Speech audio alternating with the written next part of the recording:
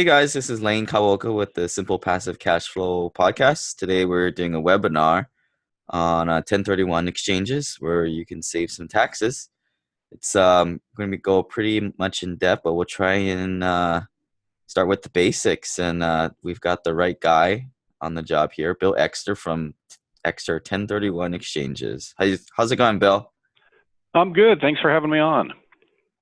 All right. So today's agenda is I'll talk about IRAs a little bit and why people are using these IRAs and 401ks for real estate. On understanding the I'll take this part out. I think this is an old agenda. So, Bill, you've got your 1031 exchange company, and I think we worked with each other probably about I'd say about 3-4 years ago now. When I did my 1031, I exchanged two properties in Seattle for 9 in the Midwest and the South. hmm Why don't you kind of go over a little overview of your company and some of the services you guys provide here? Sure. So we're a qualified intermediary, or some people call us accommodator or even facilitator. We also serve as exchange accommodation title holders. So that means we hold title to real estate when it's a reverse or improvement exchange. And we've been doing it for a long time. We do all types of exchanges. We cover all 50 states. We're also one of the few qualified intermediaries that will handle 1031 exchanges of foreign property. And we cover forward exchanges where you're selling first and then you're buying second. So which is probably about 97% of the activity out there. We do reverse exchanges where you buy first and then you sell your current property second. Which works really well in today's market. We'll talk a little bit about that, but they're a little more complicated, a little more expensive. And then we do improvement exchanges also where you can sell your current property, you use some of the proceeds to buy replacement property, you have exchange funds left over, and you use those to make improvements or build out or retrofit the property you've acquired. Then a lot of people don't talk about zero equity 1031 exchanges, and you don't see them in markets like this very often, but you see them when there's recessions where the property drops significantly in value and it has no equity. It's worth less than what you owe the bank. But you could still do a 1031 exchange if you have a taxable gain, which is actually common because people will refinance over and over. And we'll talk about those if we have time at the end of the program. We handle real property, which is most of them. Now, a lot of people have done exchanges on personal property, which means non-real estate. That was eliminated as of January 1st, 2018 with the new Tax Reform Act. So today, exchanges only apply to real property. It does not apply to non-real estate. And then we do foreign property transactions, which we'll cover a little bit on that later on as well. So we kind of do it all 50 states, all types of exchanges. Yeah, and I also call you guys by another word, custodians, too. I don't know if that's the right word or not, but Absolutely. I mean, part of our job is to custody and safeguard the client's funds. Right. So a lot of people always ask, like, are you guys like a law firm? Are you guys lawyers? What exactly are you guys? Are you more like an escrow company in a way? Or? Yeah, you could compare us to an escrow company. It's very similar in the process and the file and how it's administered. There's different types of qualified intermediaries out there, and a few of them are law firms, a few are CPA firms or tax advisors. Most of us are none of the above. We're folks that specialize and have done 1031 exchanges for a very long time, and all we do is 1031 exchanges. Right, because a lot of tax forms, a lot of mostly tax forms, a lot of kind of legal documents. I remember that we did. It's one of those things. I think that even if you're a lawyer, you don't really know what you're looking at. So definitely need a specialist firm on this. That's true. It's a transaction that, obviously, from our perspective, is very common. But most attorneys and CPAs and other advisors, don't see a whole lot of them. So they may know how to report them on the tax return or something like that. But if you don't do them every single day, you're not really familiar with the transactional structure and the day-to-day mechanics of that. All right. So everybody kind of knows, you build a team and every little thing like 401k, solo 401ks, QRP, self-directed IRAs, and 1031s. I got a guy that I know, and you're my guy for 1031s exchanges. And Thank you. Appreciate it. so you've been doing So we've this for certainly about done exchanges for a long time. This is personally my 35th year doing 1031 exchanges. We started Exeter 1031 12 years ago. The holding company was about 14 years ago. So we've been doing it for a long time. I've done over 125,000 1031 exchanges during my career.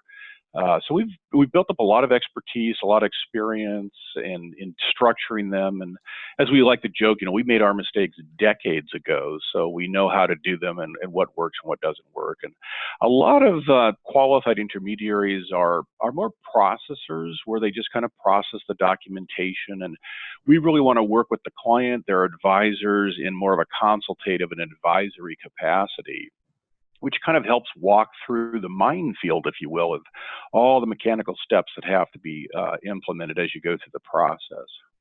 all right. So we're always available to brainstorm. They can call us, ask questions, bounce ideas off of us, talk about various strategies and structures. And, with us and their advisors and the client, the whole idea is let's get together, let's talk about it, and let's poke holes in it. If there's a problem, let's find it now before it's too late.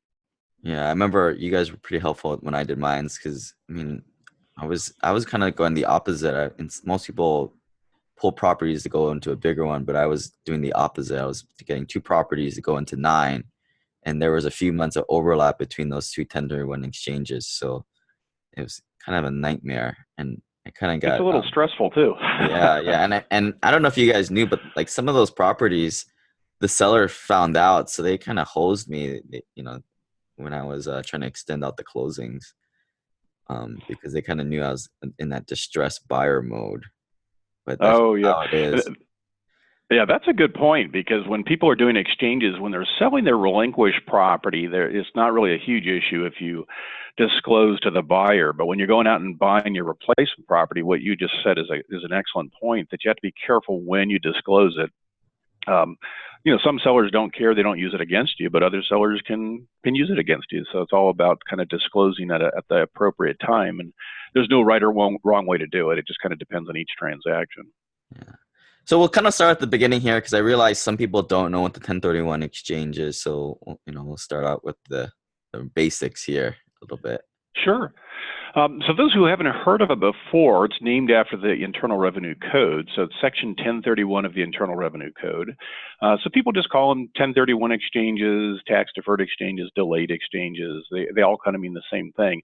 And it allows you to sell your rental property, investment or business use property, and defer the payment of your taxes by reinvesting in other like-kind property. And usually investors either fall into a consolidation strategy, they sell multiple and buy one, or they go into a diversification strategy, just like you did, where they sell a couple and buy multiple properties. And so it allows you to accomplish a lot of different things depending on what's right for you and what your goals and objectives are. And it allows you to do all of that without paying the taxes. So that's the benefit of it. And something I'd just like to reiterate there that I got to highlight in bold is like-kind exchanges. So one of the bad things that I see is, like someone like myself who has a lot of this real property, and now I'm transitioning to more syndications, which are held in LLCs. That would not be a like-kind exchange. Good question. Yeah, in fact, if you're doing a syndication, most people do it in a LLC structure where there's multiple investors. So it's really treated as a partnership for tax purposes. In which case, what the investor is really buying is a partnership interest. They're not really buying a real estate interest. So it doesn't qualify for 1031 exchange treatment. So that's a good point to make. It depends on what you're buying, but we have to look at that and make sure it qualifies as a direct purchase in real property. All right. So I'll ask the question, even though a lot of people probably heard the answer and they know which way this is going. So I have, say I have a house that's appreciated $400,000. And I want to roll that into the next deal, which is a syndication with a few other people. Is that a no-go with 1031? It's my favorite answer. It depends. My staff hates that answer. In most cases, it's probably a no-go because you're structuring it as a partnership. But if you can do a syndication like a tenant-in-common investment strategy where each person is buying into a fractional undivided interest as a tenant-in-common, That would work. If you're using a Delaware statutory trust structure, that would work. A lot of people call it a DST investment property because each beneficial interest is considered a purchase of real estate for tax purposes. That would qualify. It doesn't happen very often, but I've seen some people use a land trust, and a beneficial interest in a land trust would qualify. But if they're structuring it as an LLC and they're really buying membership interest, which is essentially a partnership interest, that would not qualify. So there are ways to work around it to get it to work, but in most cases it causes a lot of other complications. So most of the time syndications are just put together as an LLC or partnership, and it just won't qualify. Right, and people do those tenant in commons, those ticks is what we call them. But most times in real life practice, the lead syndicators will kind of be like, no, it's just not worth our time and effort to get that to work. And a lot of times you'll be pulled in with the other pool of investors, and then it just makes things look a little funny too. You've got this other entity out there that you try and explain that person's doing a 1031, they're doing a tick, but it just confuses everybody, in my opinion. Money is not that hard to find for these deals. That even if you are bringing $200,000, $300,000, $400,000 into a deal, it's really not that worth that much to kind of rock the boat. That's true. That's absolutely. I think I would agree with that, and it just causes too many legal complications and accounting and tax complications. So most people are just going to go through it with a regular syndication, an LLC, and they just don't accept 1031 exchange funds at that point. Right. But it's your money. You could potentially pay $100,000 on, or more, on 400,000. So maybe just chat with Bill for 5 minutes and see. Here for yourself. Yeah. That would work, certainly, absolutely. So a lot of people aren't aware of where the 1031s come from. In fact, it's funny, we still get people saying, well, is that legal? It's kind of funny when we get those comments, because the 1031 exchanges have been in the tax code since 1921, so they go way back. For years, they were concurrent exchanges, and then the Starker family actually did some in the early 60s. They were audited, they were disqualified, and they went to tax court, and it stretched all the way into the late 70s when the cases were finally wrapped up.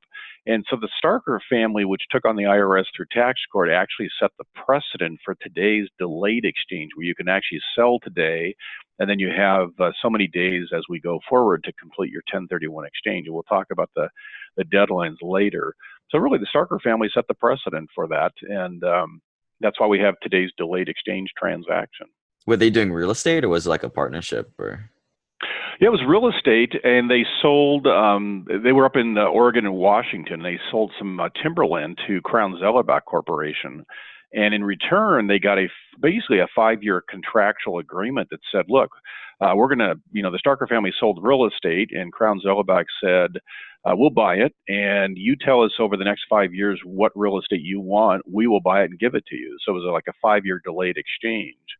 And they effectively took the position that it has to be concurrent, and that's what the IRS said, and Starker disagreed, said the code does not say it has to be concurrent.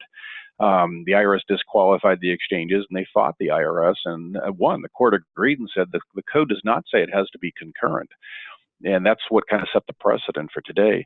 That also kind of created the backlash, if you will, from Congress, where they came out with the 45-day deadline and the 180-day exchange period. All right. So some of the tax benefits here, obviously you delay your taxes.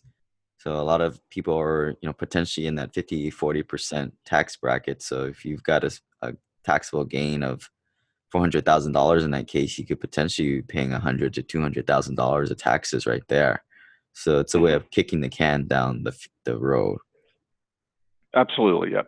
And it really, it allows you to reposition your portfolio based on what your goals and objectives are without incurring any of the capital gain or depreciation recapture taxes. So you're absolutely right. It kicks the can down the road, and it just allows you to keep deferring and deferring and deferring the taxes. And one of the issues they see, go ahead. Yeah, it says here it keeps the investors' money working for them. I think traditionally people think that they're going to pay less taxes in the future because they'll be in retirement. They won't have the active income anymore. I completely think the opposite. I want to have more income because of my investments in the future. So if that's the case, I would rather pay the taxes now, which, every situation is different, right? So kind of think for yourself and do the math yourself. Yeah, it kind of depends. And if you compare, well, I guess the big benefit of deferring the taxes is that you have all your money in your pocket working for you. And so you can keep all the money invested and keep it growing and building wealth.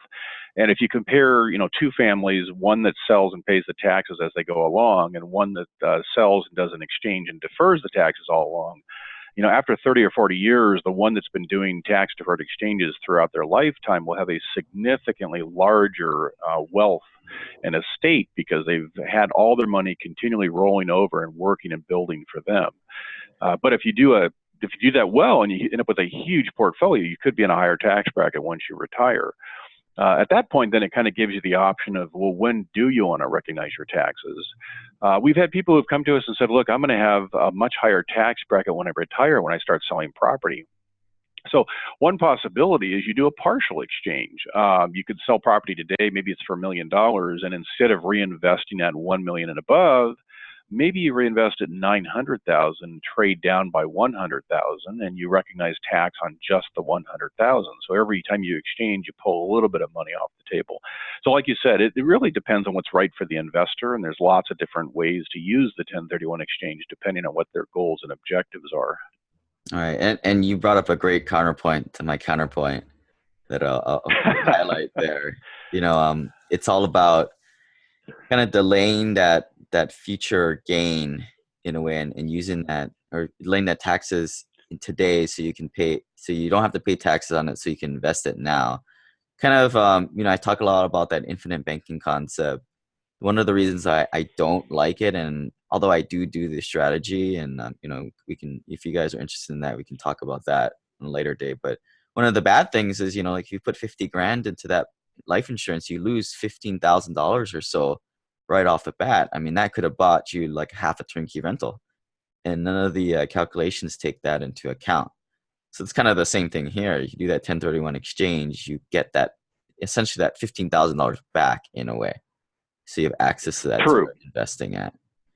And then I'll add another benefit here, and it's a little morbid. I had a call with a guy a few weeks ago, and I was telling him, my feelings on the 1031 exchange. There's some of the reasons why I wouldn't do one, but for him, he was an older gentleman, and he said, man, I'm probably gonna die in the next 5 years. It's probably the last property I'll buy with this thing, and I just want to hold on to the can as long as possible, and then pass it on to my heirs, tax free. Mm-hmm. That's absolutely true. And we have a morbid sense of humor too. We call it swap till you drop. So you just keep exchanging and exchanging throughout your lifetime. And then when you pass on, you leave the property to your heirs, whether kids, grandkids, or non-relatives. And whoever inherits the property generally will get a full step up in cost basis, which means the capital gain goes away and the depreciation recapture goes away. So they'll have absolutely no taxes to pay there. So it's really a great long-term wealth building tool. If you want to leave all the properties to heirs, they will inherit it. None of the capital gain, none of the depreciation recapture taxes will ever be incurred. So that's one strategy. And then you get other people who call and say, well, I have no kids, or I am going to use up all of my wealth. I'm not going to leave it to my kids. So there's different strategies there. So it just depends on what's right for the investor. Yeah, but certainly swap till you drop is one of the big ones. And I think that's where you guys come in. I mean, you guys do this all the time. So it's very, it's like a podcast, right? Simple passive cash flow. Once you're in it in a while, you can it's very simple to you, and you can very much advise on the big picture. Absolutely. Yep. And again, for investors, the important thing is to have all of your team together. So the investor, the realtor, the tax advisor, the legal advisor, us as the qualified intermediary, et cetera. And everybody's got a little bit of that expertise, and they kind of circle the wagons and hopefully get the right solution for the investor. Right. All right. Let's kind of get into the nuts and bolts in here and how these work. Okay. Well, one of the things we find is generally the 1031 exchange is right for the investor, but not always. So we wanted to quickly kind of cover other options that might be appropriate. So the 1031 exchange applies to properties that are held for rental, investment, or business use, and we'll cover more on that. The 1033 exchange comes into play when there's an involuntary conversion. So that could be something like a condemnation, or what legally is technically correct is the eminent domain, or a natural disaster. So the property is taken either by act of God, as they say, the natural disaster, or by the government, which is your eminent domain. And that could be structured as a 1033 exchange. The reason I like to bring that up is a lot of times investors are negotiating with an agency of either the city, county, state, or federal government, and they don't even know they can do this. So they should ask the government to threaten them with the involuntary conversion. And all they have to do is threaten them. And if they can show that they effectively said, look, we're going to buy your property. If you fail to sell, if you fail to close, we're going to take your property through eminent domain. And if they can prove that, then they satisfy and qualify for the 1033 exchange treatment. And that'll buy them anywhere from 2 to 5 years to reinvest. So it's a much longer time frame to reinvest. They do not need anything like a qualified intermediary or third party to hold the funds. So there's a lot of neat planning opportunities with the 1033 exchange. And you can actually pull cash out of the deal and not incur tax consequences. All you have to do is really reinvest at equal or greater value, and it doesn't matter how you pay for it. So a lot of neat stuff there. Yeah, and I used to be a city engineer for a couple of years, and I worked for a big company where we would be able to do condemnation because it's a very powerful company. But the way it works there is from the government agency side is it just takes a long time. And just in case you guys are wondering, you're not going to get paid like 2x the value of the property. It's going to be a fixed That's true. price.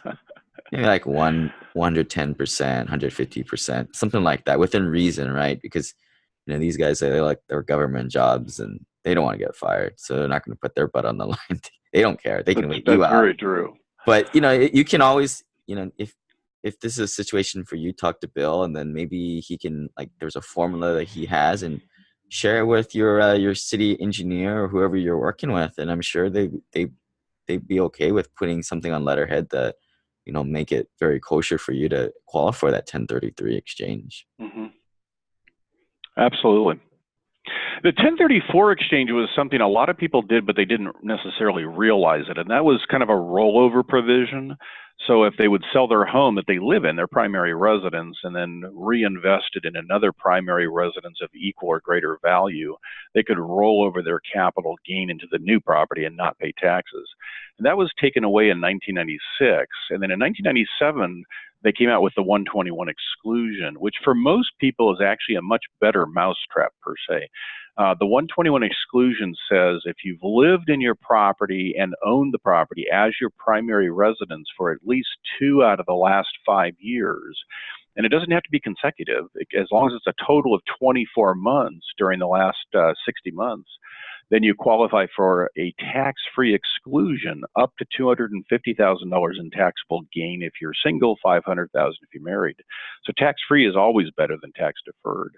It gets challenging when the gain is more than $500,000. So there's ways to kind of integrate that with a 1031 exchange. We'll talk about that later. So I don't know if you remember this. You probably don't remember this. I don't think I was doing a very good job of communicating when I did my first 1031 exchange. But that property I exchanged was my primary residence initially. So year 2009, 2010, I lived there. So about a year and a half. And then I rented it out for the next few years. So you're saying if I would have lived back in there like another year to get above that 2 out of 5 year threshold, that would have qualified for the 121 exclusion. Exactly. And the way to look at it is when you sell the property, the date you close on it, you're going to look back 5 years or 60 months. And as long as you can say you've lived in it for 24 months total out of that 60-month period, then you would qualify. So you'd have to look at that and say, okay, if I move back in and live there for a year, would I have a total of 24 months during the last 60 months? And it just depends on how it works out. Sometimes you move back into it, but some of the time that you lived in it starts dropping off after the 5-year window. So So it kind of depends on how the numbers work out. what's the paperwork that you need to what's the paper trail you need to show for this? Because I know a lot of guys, they have property and they've been, they've had it for a while and they're thinking about maybe moving back in, or just for tax. People do crazy things to save taxes, right? They'll move back in, have another primary residence or side residence, or call it a vacation home. What do they need to show to get that 2 years? Good question. I mean, it only applies if you get audited, and once you're audited, you're going to have to demonstrate that you did live there for the 24-month period. So, the IRS could look at all sorts of things in terms of where was your mailing address, where did your utility bills go. I've actually seen and heard of them asking the neighbors who have lived there, who lived next door to you for a period of time. They'll check all sorts of things to see, who lived there or who didn't live there. So as long as you can show that you lived there for at least 2 out of the 5 years, you'll qualify. But it does have to be your primary residence. You do have to live there for 2 out of 5 years. Right. Some things that come to mind that definitely you should take care of is you definitely shouldn't be taking rental income from that place. If you do take rental, that's true. Yep. Under the table, you definitely should not be taking depreciation on the home because it's not a rental property. And utility bills comes to mind. Good idea there. And just don't be a bonehead about it, I think. Yeah, as long as you're above board, you're in good shape. If you're pushing the envelope and bending the rules a little bit, that's where you get into trouble.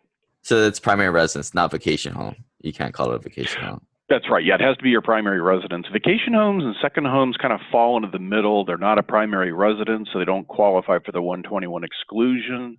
They're not rental property or investment property. I mean, most of us buy that for investment anyways, but it's not technically investment property, so it doesn't qualify for the 1031 exchange. So there's a lot of planning opportunities there where you can convert it to a primary residence or you can convert it to rental property. Yeah, maybe you can say like you and your wife were fighting for 2 years and then she kicked you out and then you lived there. Just joking.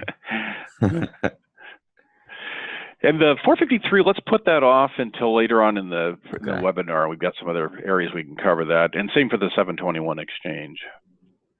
All kinds of fun. So, and like I said before, it's really critical to have your team together because everybody has a little piece of information that's always good to wrap together and give everybody a chance to poke holes in your strategy to make sure what you're doing is the right strategy for you. Structures, there's really 3 primary structures. There's forward 1031 exchanges. That's where you're selling first, buying second. That's, again, what I said before, is that's 97% approximately of the transaction volume out there. There's reverse 1031 exchanges where you are going to buy your replacement property first and then you sell your relinquished property later. So it's the exact opposite. In today's market, that actually makes a lot of sense because you're buying first. You can take all the time you want to go out and find the right property, buy it, close on it. They're more complicated because we have to take title to the property, we as the qualified intermediary. So it gets a little complicated there. And then there's improvement exchanges, which we kind of mentioned. So going back to the forward exchanges, that's again 97% of the transaction volume out there. And there's a number of ways of doing that. Before the Starker case, all of the 1031 exchanges were concurrent, which means the sales and the purchases all closed simultaneously or concurrently on the same day. And that's kind of like herding cats, trying to get everybody to move together and everybody get their ducks lined up in a row, and then closing concurrently can be challenging. So today, most of them, because of the Starker case, are now considered delayed exchanges where you sell your relinquished property first, and then you have 180 days to close on the purchase of your replacement properties.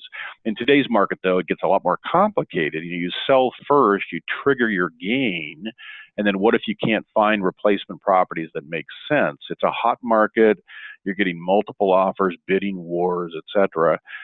If you sell first, you're in your 45 days. You're trying to find property, and you make offers, and you don't win the bid. You may end up with a failed exchange. It becomes taxable. Yeah. So the reverse. Let's kind of pause there, and because we're talking about the 45-day rule. So you sell the first property, and then you have 45 days after the date of the sale to identify some other replacement properties, and you just can't identify every single property under the sky. There's a limit. That's right. In fact, when I got into business in the early 80s, we'd have clients who'd call up, and this is before the regulations came out, so we weren't sure what the answer would be from the IRS, and they would ask, can I identify the, like the Los Angeles County Multiple Listing Service? And it's like, no, that's probably a little too broad. Yeah. So that's right. That's 45 calendar days to identify, and most people use the 3 property rule, so you can identify up to 3 properties probably with the intent to buy one, but you could certainly buy all 3 if you wanted to. Yeah, but I did. I think I did like the 200% rule, because on my exchange I had like I think it sold for 450, so I walked away with 150,000 or 200,000 of profit. But then, I think I identified 10 or 12 properties or something. How did we get to that number? Yeah, good question. So with the, usually if clients are really trying to trade up in value by buying one property, they'll use the 3 property rule. When they're trying to diversify, like you did, then you're going to sell 1 or 2 probably and buy multiple. The 3 property rule is not going to work, because you're going to want to identify more than 3 like you did. So then we use the 200%, and that's 200% of your sale price. So in your case, if you sold for 450, 200% would be 900,000.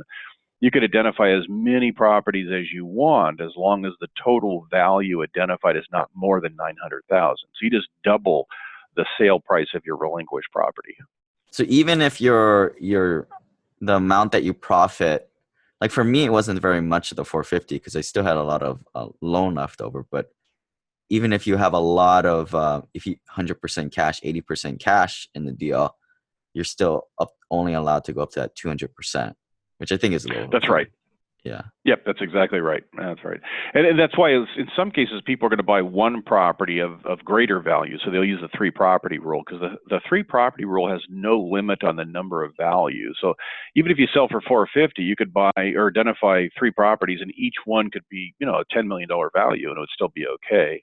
Under the 200% rule, there's no limit on the number of properties, but the limit is on the value. So it's either or, whichever works better for the investor. Okay, so there's just two kinds of rules to follow there then. Yeah, there's 2 rules, and there's one exception, and that is if you identify more than 3 properties and you identify more than 200% of the value, technically your identification wouldn't qualify. The exception is if you actually go out and acquire and close on at least 95% of the value identified, it'll be the exception will apply, and it'll qualify for tax deferred exchange treatment. So if you identify $10 million in assets, you're going to have to buy and close on $9.5 million to satisfy the 95% exception rule. So you have to be careful. If you close on less than 95%, that won't apply, and your whole exchange would be disqualified. So that's probably designed more for people who are doing a portfolio acquisition. Right. Okay.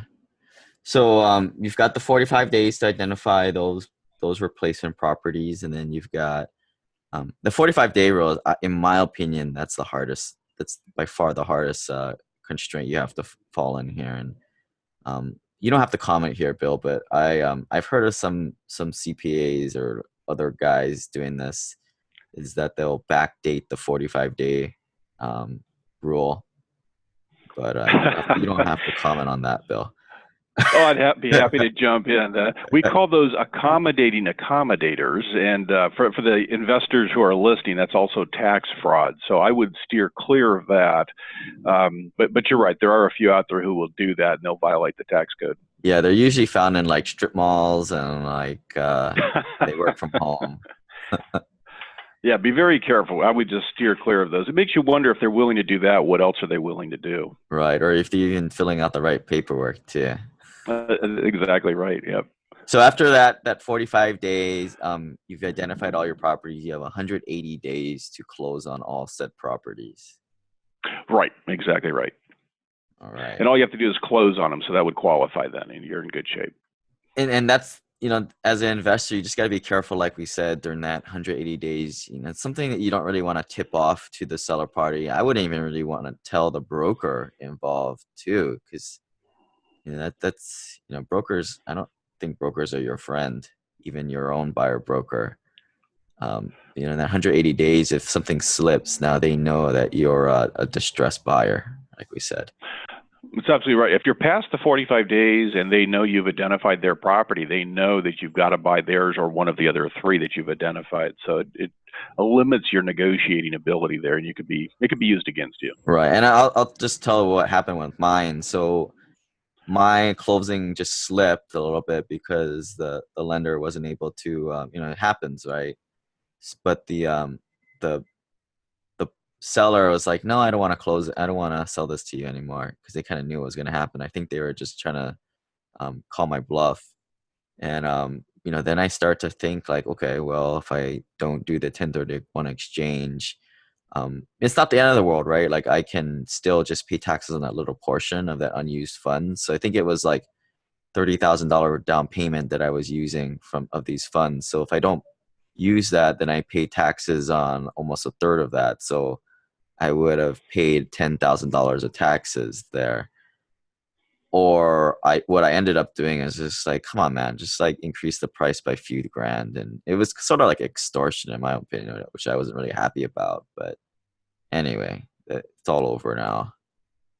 Yep, it can happen. So reverse exchanges. So reverse kind of, especially in today's market, allows you to go out and, you know, take all the time you want, find the right property that makes sense, and then buy first. And then you've got the property, you've closed on it.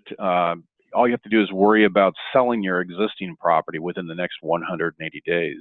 And in today's market, that's relatively easy unless it's a unique property with special considerations. So the reverse makes a lot more sense. The challenge is that we have to hold title to the property. And so it's what they call the exchange accommodation title holder. And the IRS has authorized this parking arrangement where you can close on the acquisition first, but we have to hold title as the exchange accommodation title holder. So it can complicate the 1031 exchange. If there's a lender involved, they're not terribly excited about us holding title since you're the borrower. So there's a lot of issues we have to kind of go through to see if it would work. And that's why it's only about 3% of the transaction volume out there. All right. I mean, in theory, it sounds great, but what are the costs again for the delayed 1031 and reverse 1031? Good question. The delayed exchanges, it's a pretty tight range of fees. Most of the fees are somewhere in the, say, $750 to $1,200 range for a regular 1031 exchange. We're $899 for one sale, one purchase. Reverses are going to be all over the place depending on who you talk to, but most of the exchange companies who really know what they're doing, they're going to be priced somewhere between $6,000 and $9,000. They're going to set up an LLC just for the taxpayer's transaction. At least they should. You shouldn't be reusing the same entity over and over and over again. So all of that cost should be included. We're about $6,850 if it's one sale, one purchase. That includes everything, all the exchange documents, all the parking arrangement documentation, the cost to set up and maintain an LLC just for that transaction. And all the consulting that's related to that as well. Yeah. So it does get more costly and it's more complicated, especially if there's a lender involved. Right. So if you're doing like, you know, trying to shelter a gain of less than 100 grand, it's just probably not even worth it. Yeah, you just have to look at the threshold there and see what makes sense for the client. If it's a small gain, it's not worth the hassle. It's probably better just to pay the tax and then you can reinvest on your terms, your timeline. And then the improvement 1031 exchange, we kind of mentioned before, you sell a current asset and you use the funds to both buy property and then make improvements on it. It's more complicated also, just like the reverse exchange. We have to hold title to the property you acquire. And if there's a lender involved, they may not permit that. So we have to kind of go through the process to see if everything will work out well and it'll work okay. So you don't see a whole lot of improvement exchanges out there because you've got that issue and there's usually some type of lender or construction lender involved. And you also have the 180-day constraint. So if you can't, whatever you can't build within the 180-day period won't qualify as part of your exchange. So it really depends on what you're looking at doing in the transaction. Then our role is really the qualified intermediary, and I can go through some of these pretty quickly. We draft the legal documents, we hold the funds during the process, or we hold title to real estate as we go through all of that. It's important to get everybody involved right off the bat. Have your legal and tax advisors take a look at everything, make sure it's all going to qualify, and we'll serve in a kind of an advisory consultative role, almost like a quarterback, where we're making sure all the pieces are kind of fitting in together and working together so the 1031 exchange will be successful. Right. And you guys need to get the qualified intermediary on board before your subject property sells first. Once you sell it, Yep. It's too late. Sorry, guys. Exactly. Once the sale closes, they have the right to the funds, and that's what triggers the tax consequence. So getting started is easy. Just notify all the parties that you're doing a 1031 exchange, have your advisors review everything, retain Exeter 1031 exchange to get your exchange set up. And then from there, we'll take the ball and run with it. We'll talk to your closing agent, your escrow officer, et cetera, get copies of all the documents, draft the exchange documentation, and email it to you and your advisors for review and signature. And then the exchange is set up and you're ready to go. And then at that point, you can close whenever you're ready. So you do need to tell your broker then, and your lending officers. It's on the sales side. You want to tell your broker and closing agents probably right off the bat, so that way they know what to do, because there are some documents that get structured a little differently. And certain jurisdictions like California, a couple other states have withholding requirements, so you want to get the proper documentation to avoid the withholding since you're doing a 1031 exchange transaction. On the buy side, you don't have to tell anybody right off the bat, but the documents will be a little bit different. So you kind of wait toward the end so that you don't have to go through what you did where they use it against you. And then the qualifying use issue, this is one of the most important parts of the 1031 exchange. Lots of misinformation out there, but it's important that the property you're selling and the property you're buying are held for rental, investment, or business use. Any of those three would qualify. That's critical. If you're in the business of buying property and rehabbing it, fixing it up, and then selling it, or what we call flipping or rehabbers, you're not really holding for investment, you're holding for sale. So that's not going to qualify for exchange treatment. If you're in the business of developing or contracting, et cetera, and you really buy, build, and sell, then again, you're holding for sale. It doesn't qualify. Now, if you do any of those activities, you buy, you rehab, you fix up, you build and develop or what have you, and then you hold as rental property, then it would qualify. So it all boils down to what is your intent. And a lot of people get hung up on how long did you hold title to the property? Did you hold title for a year, 2 years? There is no holding period requirement in the code or the regs. What it says is you have to have the intent to hold for rental, investment, or business use, and that's what it's all about. Obviously, the longer you hold it as rental property, the easier it is to prove intent. So that's why you get people recommending 1 year, 2 years, what have you. But it's all about proving intent, that you had the intent to hold for rental, investment, or business use. Right. So a good example would be if you do a property, you fix it up, and your intent to hold it, but something happens where you move across country or you get military orders, and you can prove that. You can prove the paper trail. You got emails. I mean, it all comes down to an auditor, right? Like, how can you substantiate your claim? And I know that's exactly right. Your example is perfect. A lot of guys, these flipper guys, they're the worst. Like, they're like, well, I'm gonna try and make these emails and like, hey man, I'm gonna hold this forever. No, that's not gonna work. That's right. Yep. It all boils down to your ability to prove intent. So the rehabbing, the flipping, the wholesaling, and whatnot just won't qualify unless you can prove you had the intent to hold. So same with condo conversions and all of that. And the holding period, we kind of already talked about that. So just it all boils down to what can you prove if you get audited. Like-kind property has lots of misinformation out there. This literally means all you have to do is sell real estate and buy real estate. And as long as you're selling real estate and buying real estate, it qualifies as like-kind. If you're doing foreign property, it has to be foreign property for other foreign property. If you're doing U.S. property, it has to be U.S. for U.S. property. But as long as it's real estate for real estate, it'll satisfy the like-kind requirement. So that's really an easy thing to satisfy. So last year, a lot of my guys bought coffee parcels. So you guys can check that at SimplePassiveCashflow /coffee.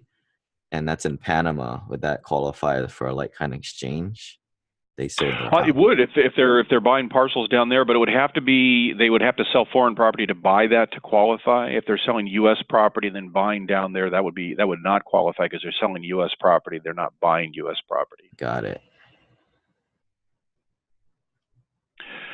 So this is just a quick list of like-kind properties so they can see what would qualify. And all of these are considered like-kind to each other. So there's still a lot of curriculum out there that says if you sell a condo, you have to buy a condo. If you sell an apartment, you have to buy apartments. And that's not true.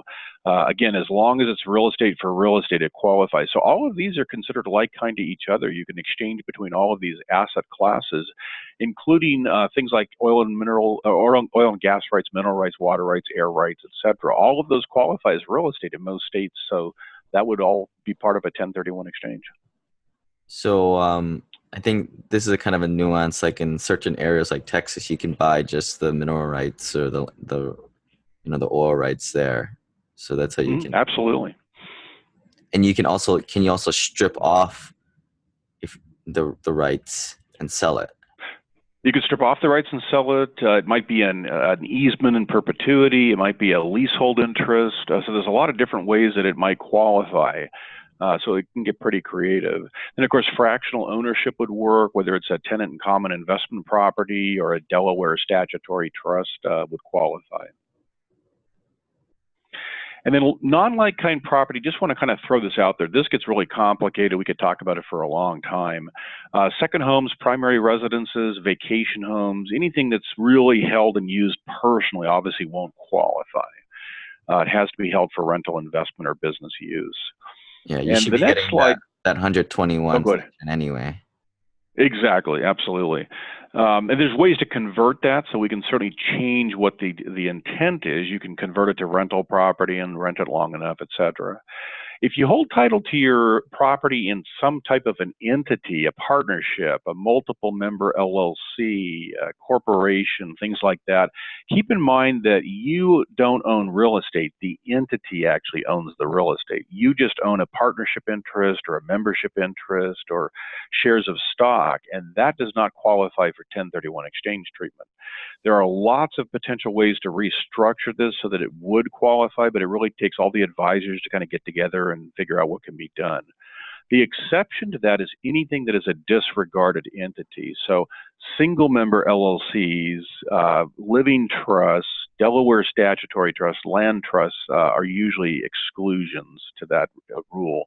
But just make sure you have your advisors take a look at all that. Vacation properties, this is all about if you have a vacation property, it would still qualify for 1031 exchange treatment if you follow this guideline, which is rent it for at least 2 weeks, 14 days per year. Limit your personal use to not more than 14 days per year or 10% of the number of days you rent it out each year. And this is really a safe harbor. This is if you follow this guideline, you can do a 1031 exchange on vacation properties. It would also apply to second homes. So that's really a great ruling there. In the past, we didn't know before 2008 whether these would qualify. And the deadlines we kind of discussed before. So you've got the 45 calendar days to identify. It's exactly 45 calendar days, starts running with the close of your first transaction. Go through the process, see if you can delay the closing to buy yourself some more time there and start looking for replacement property as soon as possible. Yeah, and a lot of these things I covered in previous podcasts. I'll attach them in the, I'll probably put this in SimplePassiveCashflow /1031. But, delaying the closing dates, looking for property early, talking to your providers for additional properties in the pipeline, and then consider using a TIC or DST properties. Just talking with your custodian for the big picture. Absolutely, yep. Then you've got a total of 180 days, which we mentioned before, to actually go through and complete your entire exchange process. So that's the critical part. The 45 days and the 180 days are actually part of the tax code. So the IRS doesn't even have authority to extend these deadlines. So they can't be extended for any reason.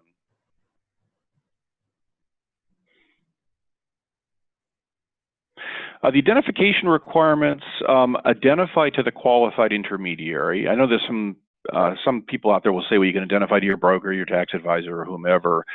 You can identify to somebody involved in the transaction. From my perspective, the only parties involved in the transaction are parties to the exchange agreement, and that's the investor or exchangeor and the qualified intermediary. So I would identify to the qualified intermediary to be safe, and then these are the rules we talked about before. So as long as you satisfy one of those rules, you'll qualify under the identification rules.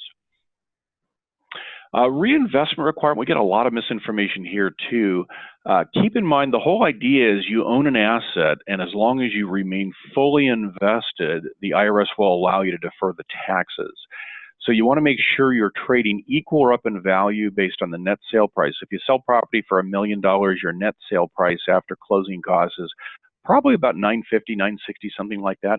So you're not reinvesting your capital gain or your profit. You're not reinvesting your equity. You're reinvesting the entire value, the net sale price of the entire property. And then you want to reinvest all of your equities. The cash that comes out of your sale has to be reinvested. You can always pull cash out, but it will be taxable. There's no way to pull cash out and not pay taxes. All right, and that's called the boot. Like if you just have like $5,000 or $50,000 left over, you got to pay taxes on that. But at least you got the lion's share out of there. Exactly. And you know, partial exchanges where you pull a little bit of cash out and pay tax are perfectly okay. It doesn't hurt the exchange, just means you're going to pay some taxes. And there's unfortunately articles out there that say you have to reinvest equal or up in value. Well, that's only if you want to defer all your taxes. If you want to pay some, it's okay. You just trade down a little bit. Yeah, and maybe you're just trying to sharpshoot to get out of that 50% tax bracket. You just want to get into the next one. You know, Absolutely. Yep, that's a good point. So we kind of talked about that. And then your example is a perfect example. Some people will use the exchange specifically to get out of the higher tax bracket. So you can just kind of control how much you recognize each year and pay the taxes on. So partial exchanges are absolutely okay. Permissible expenses, this just gives you a quick idea. What I would do is just before closing, a couple of days before closing, get a copy of your estimated settlement or closing statement and meet with your CPA.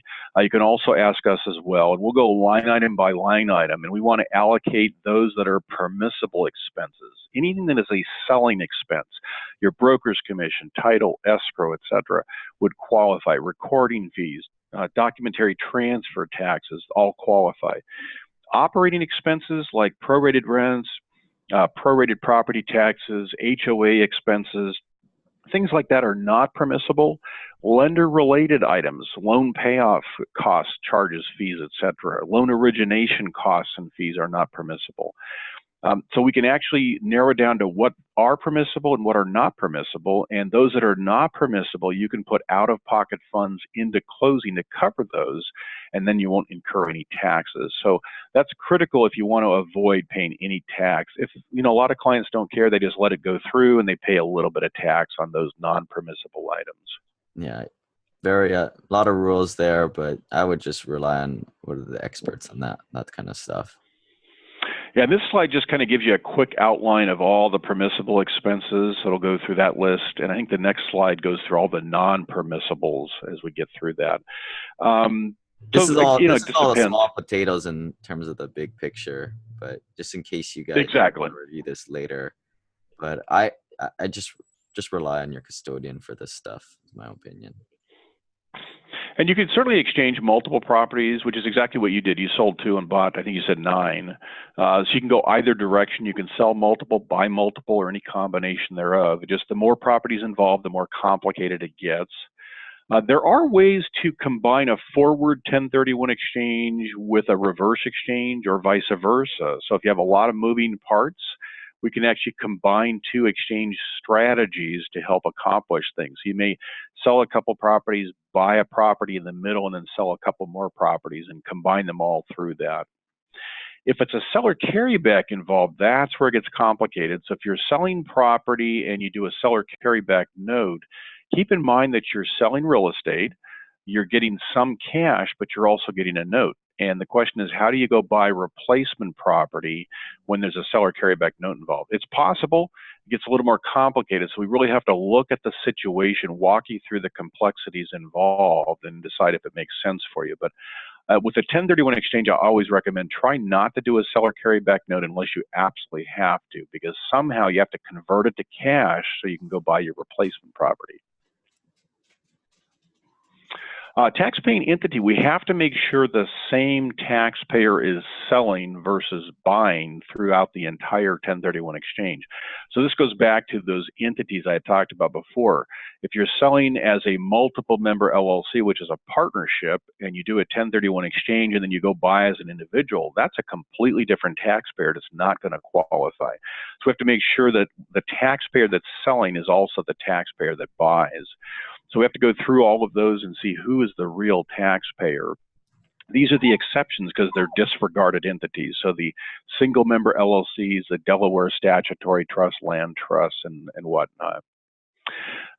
Without those exceptions, though, you may have some issues. So we can always help you go through all of that. Entities often want to break up. So partnerships, especially, formal partnerships, multiple member LLCs, if they want to go different directions, there's lots of potential solutions. That's where we need to get the legal, tax, and financial advisors involved. We'll kind of be the quarterback. We'll bring up the issues and then let the legal and the tax guys kind of take it from there and solve it. So if you hold title in real estate to in some type of a multiple member LLC or partnership or corporation, now's the time to talk to your advisors to find out what your exit strategy might be, so you can change everything today in preparation for a future 1031 exchange. Related party issues, this gets really complicated. Just let's suffice it to say that if you're selling to a related party, it will qualify. You just have a 2-year holding requirement. If you're buying from a related party, in most cases, it's probably not going to work. There are some exceptions. We'll have to kind of go through the process and see if any of the exceptions might apply. But just remember, if you're selling, it'll work 2-year holding period. If you're buying from a related party, probably isn't going to work. We can walk through it to see if anything might work for you, but it probably won't work. And final slide is kind of combining special planning. So I'm going to use as an example. We had a client a number of years ago that husband and wife bought property in La Jolla, California, probably 45 years ago, lived in there that entire time as their primary residence. They were having health problems. They wanted to sell and move to the East Coast where their kids and grandkids were located, but their capital gain was $8 million. So if they were to sell that, they'd get $500,000 tax-free. They'd pay tax on $7.5 million, which would kill them. So they couldn't sell. The IRS actually came out with a ruling that allows them to move out of the house, convert it to investment property, rent it for a sufficient period of time to prove that was their intent. So we had them rent it for 24 months. That straddles 3 tax returns. And then at that point, they sold it, and they still qualified for living 2 out of the 5 years. They got the $500,000 tax-free exclusion.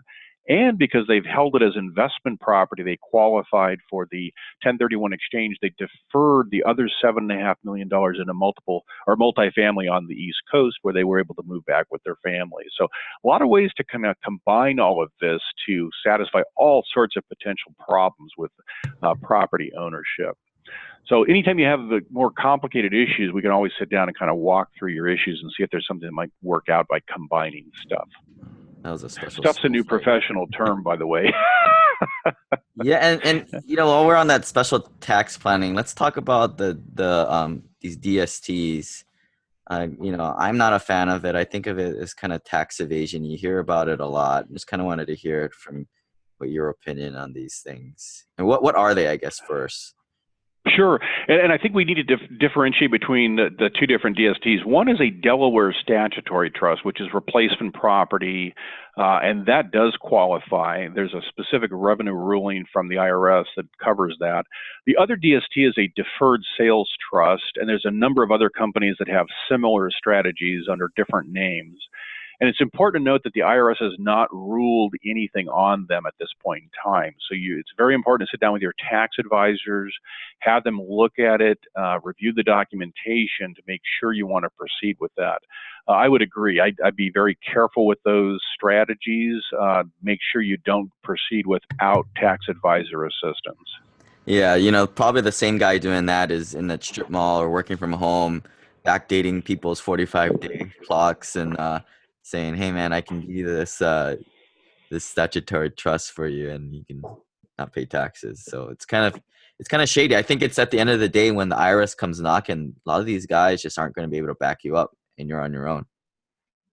And personally, I don't like to go forward with any transaction until there's IRS guidance in court cases that it's pretty solid, so I know I don't have to worry about it and I can sleep at night. Right. And I think it's kind of tax evasion because, I mean, the 1031s, they make sense, right? The intent was that you have a business and the government wants to stimulate the economy and wants to incentivize people from, growing their business and getting a bigger property. But that thing just seems a little bit unfair to me. It just crosses that line. But that's why it's important always to have the legal and tax advisors take a look at it just to make sure they're safe. Yeah. So, other closing comments, in 2015-16, I traded 2 Seattle properties for 9 turnkey rentals that we're kind of talking throughout today. I'm selling all those properties, Bill, in case you haven't, I'm unraveling all the hard work you guys did. I'm selling them, paying all the taxes on them, which is going to be a huge tax bill. But for me personally, I'm going into syndications and private placements. So this 1031 exchange, it's a tool. It's a very good tool for the right people. You got to consider your end game strategy. And for me, I kind of regret it, but you always learn, right? It's always a stepping stone, I think. Absolutely. It has to be right for you. And I'm always a fan of saying it has to put you in a better position, and you have to define what that better position means. And if it's not the right thing for you or doesn't put you in a better position, then you shouldn't be doing it. So it's not for everybody. Absolutely true. Right. So your guys' contact information is here, and you want to get a hold of Bill, there is Exeter 1031. Good name. Perfect. Yeah, we'd be happy to chat. We're always welcome to brainstorm with you. So feel free to call us. All right. Well, thanks for jumping online, Bill. Absolutely, my pleasure. I appreciate it. Yeah. We'll connect in the future, and yeah. Let me know if you guys have any questions. Lane@SimplePassiveCashflow.com, and we'll see you guys next time. Bye. Thanks so much. Take care. Bye-bye.